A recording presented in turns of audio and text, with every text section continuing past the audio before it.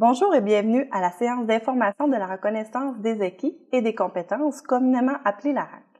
Vous trouverez dans cette vidéo toutes les informations pertinentes pour votre inscription dans les programmes offerts au Cégep Garneau. Je vous accompagnerai pour vous expliquer les étapes et les options que vous offre notre service de reconnaissance des acquis. Cette séance d'information est obligatoire pour tous les candidats voulant intégrer le processus de la RAC. Vous devrez donc répondre, à la fin de cette vidéo, à un simple questionnaire intitulé « Questionnaire séance d'information ».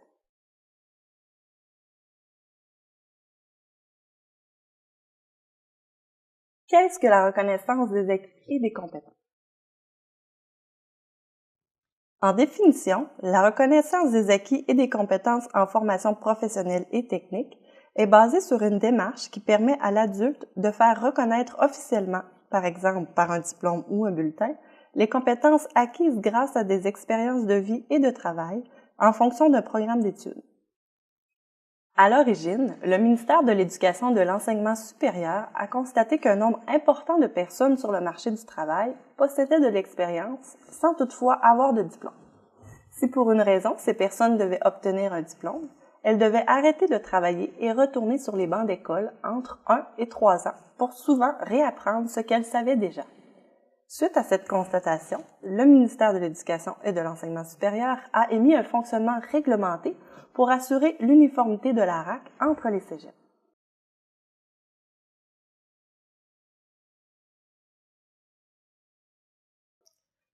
Une personne a droit à la reconnaissance sociale de ses acquis et de ses compétences dès lors qu'elle fournit la preuve qu'elle les possède.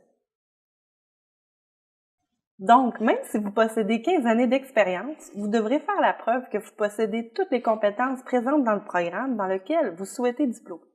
Vous verrez plus tard dans cette vidéo les façons de fournir ces preuves.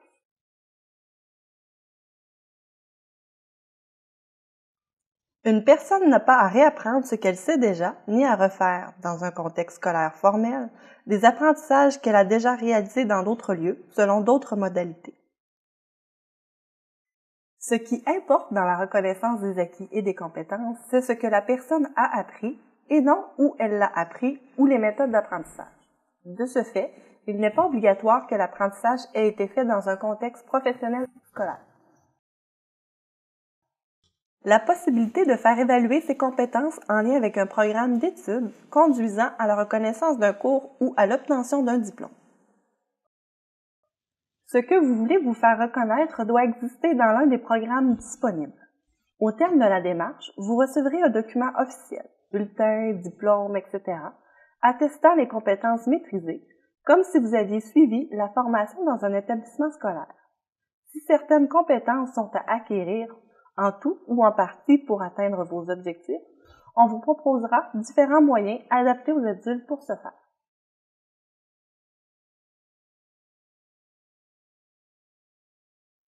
Plusieurs raisons et circonstances pourraient vous amener à faire partie d'une démarche de la reconnaissance des acquis et des compétences. Par exemple,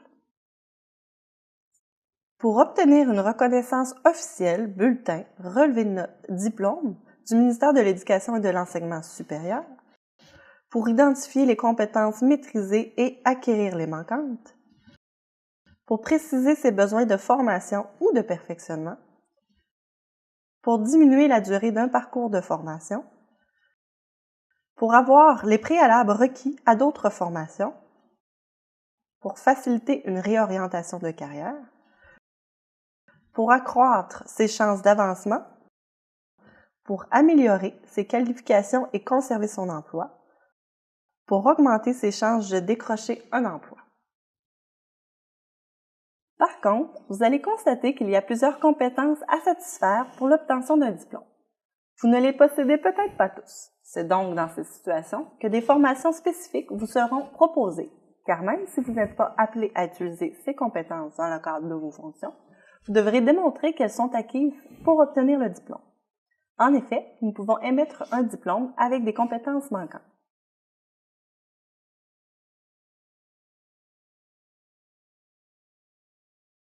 Vous pouvez consulter notre liste de programmes offerts en reconnaissance des acquis et des compétences au Cégep Garneau, ainsi que les perspectives professionnelles en lien avec chaque programme.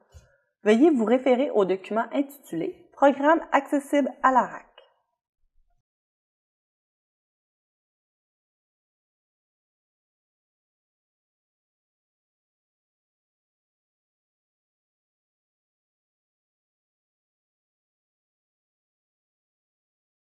vous aurez à préparer votre dossier professionnel, c'est-à-dire certificat de naissance, curriculum vitae à jour et lettre de motivation, diplôme d'études secondaires, diplôme et ou relevé de notes collégiales et universitaires.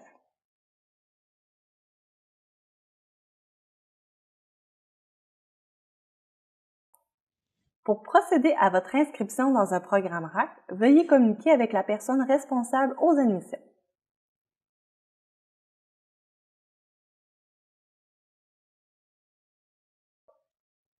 Ces fiches descriptives énumèrent chaque compétence du programme auquel vous vous êtes inscrit. On vous demandera de compléter la section relative à votre auto-évaluation. En bref, vous devez répondre à chaque point si vous êtes capable ou non de réaliser ce qui est énoncé. Vous pouvez aussi sélectionner « J'ai besoin de précision » si vous n'êtes pas certain de comprendre ce qui est écrit. Une fois complété, vous retournerez le tout par courriel. Ce sont, entre autres, ces fiches qui nous permettent de valider si vous avez assez d'expérience pour entamer officiellement le processus de la RAC. Ces fiches ainsi que les relevés de vos études précédentes seront analysés. Chaque cours que vous avez fait dans le passé, qu'il soit de niveau collégial, secondaire ou universitaire, seront analysés. Il peut être possible que certains cours vous soient reconnus. Dans ce cas, les compétences en lien avec ces cours vous seront attribuées sans aucune autre démarche. Il se peut que nous exigions de vous les plans de cours pour mieux analyser votre formation antérieure. Pour que cette analyse soit faite, des frais vous seront facturés.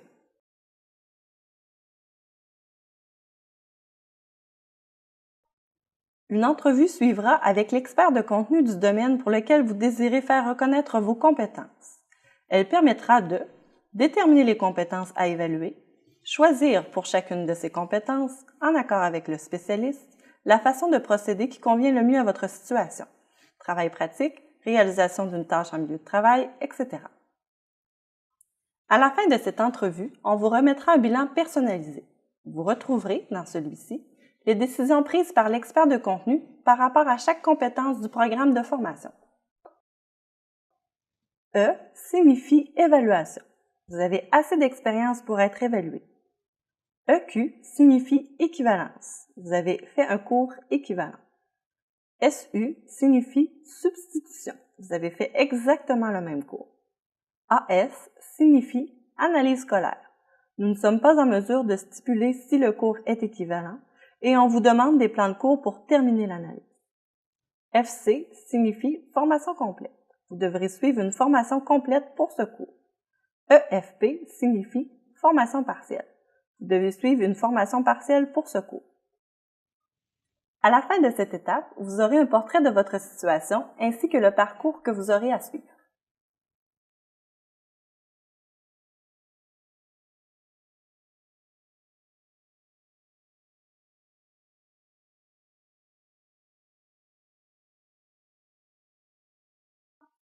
Plusieurs options s'offrent à vous en ce qui a trait aux évaluations et ce, en fonction de chaque compétence, de votre localisation géographique, des ressources disponibles et des conditions particulières de chaque participant.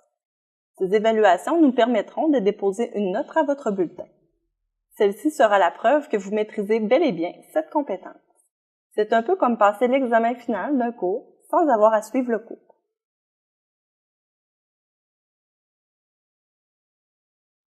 La plus utilisée est l'évaluation de compétences par production personnelle. Dans ce scénario, vous recevrez un travail à réaliser à la maison selon vos disponibilités. Vous nous retournerez ce travail une fois terminé. Le tout se fait par courriel. Vous avez un délai de 30 jours pour retourner le travail.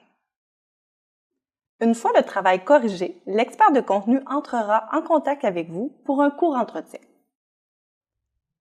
Cet entretien peut se faire par partage d'écran, Skype, téléphone ou en personne. Le but est de valider que c'est bien vous qui aviez fait le travail et non une tierce personne. Aucune nouvelle question sur la matière ne vous sera posée. Elles porteront sur les démarches utilisées pour arriver au résultat et sur votre compréhension. Une autre option est l'évaluation au milieu de travail. Vous devrez obtenir l'approbation de votre employeur. Le spécialiste de contenu se rend à votre lieu de travail et vous observe en vous demandant d'effectuer certaines tâches. Toutefois, cette option n'est pas toujours possible car certaines compétences sont plus théoriques que d'autres et ne peuvent s'évaluer par observation. Finalement, il y a l'évaluation en milieu scolaire. Cette option sert principalement à l'évaluation des langues ou pour des interventions pratiques. Les évaluations ont lieu en petits groupes, sous forme de mise en situation simple et d'exposé oraux.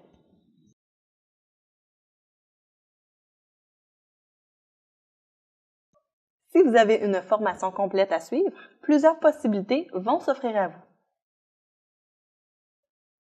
Suivre le cours manquant à Cégep à distance, intégrer un AEC déjà existant ou faire des cours à temps partiel le soir pour acquérir les compétences manquantes. Chaque cas est différent en fonction du cours, des départs de cours, de la période de l'année ou de la compétence manquante. Référez-vous au document intitulé « Frais relatifs à la RAC » afin de connaître les montants qui sont associés à ce processus.